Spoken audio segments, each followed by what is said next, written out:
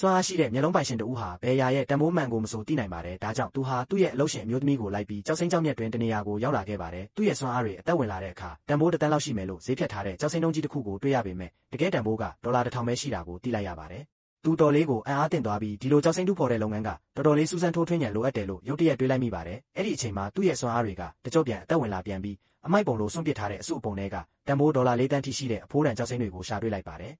အလုပ်ရှင်မျိုးသမီးကကြောက်တွေရွေးပြီးပြီလားလို့မေးတဲ့အခါအဲ့ဒီလူကကျောက်စိမ်းတုံးနှစ်တုံးရွေးထားတယ်လို့ပြောပါတယ်အလုပ်ရှင်ကသူ့ကိုတန်းတန်ကျောက်စိမ်းတုံးကြီးအကြောင်းပြောနေတာလို့ထင်လိုက်တာကြောင့်လေလံဆွဲဖို့ပြင်ဆင်ပါတယ်ဒါပေမဲ့အဲ့ဒီလူကအလျင်မြန်တားလိုက်ပြီးဒီကျောက်တုံးကဘာမှတန်ဖိုးမရှိဘူးလို့ပြောပါတယ်ဒါပေမဲ့တခြားသူထေးတွေကဈေးနှုန်းတွေတဖြည်းဖြည်းမြင့်ပြီးလေလံဆွဲနေကြပါတယ်အခုမဝယ်ရင်အခွင့်အရေးလက်လွတ်သွားမှာကိုစိုးရိမ်တဲ့အတွက်အလုပ်ရှင်မျိုးသမီးကစိုးရိမ်ပူပန်နေပါလေ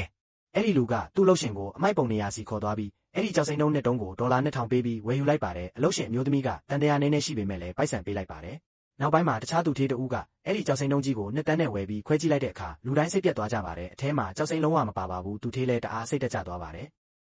အလုပ်ရှင်မျိုးသမီးကတော့ဒီလူရဲ့စကားမှန်နေတာကိုတွေးလိုက်ရလို့အရန်လေးစားသွားပါတယ်အဲ့ဒီနောက်မှာအဲ့ဒီလူကသူခုနကဝယ်ထားတဲ့ကျောက်စိမ်းတုံးတွေကိုခွဲခိုင်းပါတယ်ကျောက်စိမ်းခွဲတဲ့ဆရာကအဲ့ဒါတွေကအမိုက်တွေလိုပဲဖြစ်လို့အထဲမှာကျောက်စိမ်းပါမှာမဟုတ်ဘူးလို့ထင်ပါတယ်ဒါပေမဲ့အဲ့ဒီလူကစိတ်မပူဖို့နဲ့လုံးဝစိတ်ပြက်စရာဖြစ်စေမှာမဟုတ်ဘူးလို့ပြောပါတယ်ကျောက်စိမ်းတုံးကိုခွဲလိုက်တဲ့အခါလူတိုင်းအံ့အားသင့်သွားကြပါတယ်အထဲမှာအနည်းဆုံးတန်ဖိုး1 တန်းလောက်ရှိတဲ့အဖိုးတန်ကျောက်စိမ်းတွေပါနေတာကိုတွေ့ရလို့ပါပဲအလုပ်ရှင်မျိုးသမီးလည်းအရန်ပျော်ရွှင်သွားပြီးဒီတစ်ခါတော့တကယ်ရတနာကိုရှာတွေ့ခဲ့ပြီလို့တွေးလိုက်ပါတယ်